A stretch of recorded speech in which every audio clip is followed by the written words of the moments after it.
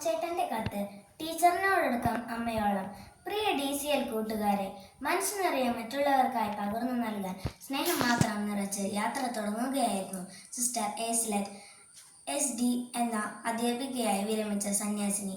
എന്നാൽ ഡ്രൈവർ സ്വിച്ചിട്ട് അടയ്ക്കേണ്ട ബസ്സിന്റെ ഓട്ടോമാറ്റിക്കൽ വാതിൽ അടയ്ക്കാതെ വേഗത്തിൽ മുന്നോട്ട് പോയ ബസ്സിൽ നിന്നും സിസ്റ്റർ റോട്ടിലേക്ക് തെറിച്ചു വീണ് ഗുരുതര പരിക്കുകളെ അതിജീവിക്കാനാകാതെ നമ്മോട് വിട പറഞ്ഞു. കോതമംഗലം കോഴിപ്പിള്ളിയിൽ വച്ചുണ്ടായ അപകടത്തിലാണ് ഈ കഴിഞ്ഞ വർഷം ഊന്നുകൽ ലിറ്റിൽ ഫ്ലവർ ഹൈസ്കൂളിൽ നിന്ന് വിരമിച്ച് നിരവധി മേഖലകളിൽ സജീവ ശുശ്രൂഷ ചെയ്തു വന്ന നല്ല അധ്യാപികയായ സിസ്റ്ററിന് ഇന്നലെ 1/7/2026 ജീവൻ നഷ്ടമായത്. കാഞ്ഞിരപ്പള്ളി സെന്റ് മേരീസ് ഗേൾസ് ഹൈസ്കൂളിലെ അധ്യാപിക സമൂഹത്തിന്റെ പ്രസരിപ്പായിരുന്നു.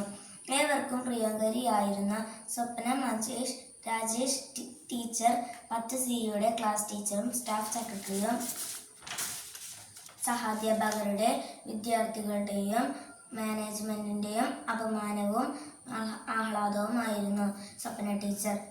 ഇന്നലെ 1/7/2026 നന്നായി പഠിപ്പിച്ച എല്ലാവരും സന്തോഷിപ്പിച്ച് വീട്ടിലേക്ക് പോയതാണ്. പതിവ് പോലെ ഇന്ന് രാവിലെ സ്കൂളിൽ എത്താമെന്ന പ്രതീക്ഷയിലാണ് പ്രിയ ടീച്ചർ പോയത്. എന്നാൽ വീട്ടിൽ വെച്ച് പെട്ടെന്ന് ഹൃദയാഘാതം ഉണ്ടാവുകയും ജീവൻ നഷ്ടമാവുകയുമാണ് ഉണ്ടായത്.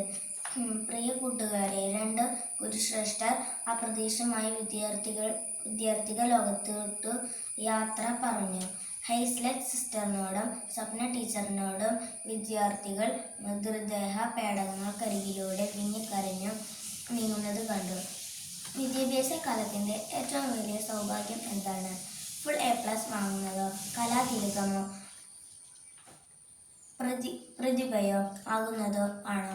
സമ്മാനങ്ങൾ ഒന്നും കിട്ടിയില്ലെങ്കിലും താൻ ബഹുമാനിക്കുന്ന അധ്യാപകരുടെ പ്രീതിയും വാത്സല്യവും തന്നോടൊപ്പമുണ്ട് എന്ന ഓരോ വിദ്യാർത്ഥിയുടെയും ആത്മവിശ്വാസവും ഉള്ളിലെ അഭിമാനവുമല്ലേ ഏറ്റവും വലിയ സൗഭാഗ്യം? തീർച്ചയായും അതെ.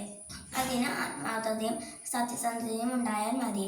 അധ്യാപകരോട് എത്രമാത്രം അടുപ്പമാക്കാം?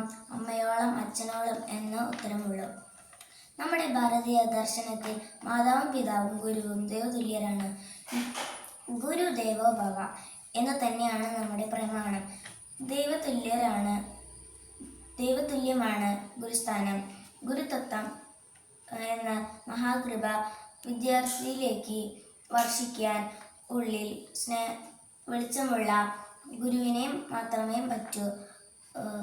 അതിനാൽ നമ്മുടെ എല്ലാ അധ്യാപകരെയും നമുക്ക് അങ്ങേയറ്റം ആദരിക്കാൻ ഒട്ടും ബാക്കി വയ്ക്കരുത്. അവരെ അമ്മയെ പോലെ സ്നേഹിക്കുക. സ്നേഹം ഒട്ടും കുറച്ച് കളയരുത്. അവരോട് ഹൃദയം തുറന്ന് സംസാരിക്കാം. മറ്റൊരവസരത്തിലേക്ക് മാറ്റിവെക്കരുത്. പിന്നീട് അവസരം കിട്ടിയെന്ന് വരില്ല. സ്വപ്ന ടീച്ചറിൻ്റെയും ഹൈസ്ലറ്റ് സിസ്റ്ററിനോടും പിന്നീട് പറയാനായി അവരുടെ പല വിദ്യാർത്ഥികളും മാറ്റിവെച്ചത് അവരുടെ ഉള്ളിൽ ബാക്കിയാവുകയാണ്.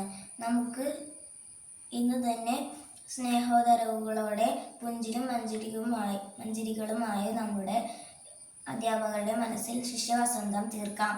അമ്മയോളം അടുക്കാം, അനുഗ്രഹീതരാകാം. ആശംസകളോടെ സ്വന്തം കൊച്ചേട്ടൻ.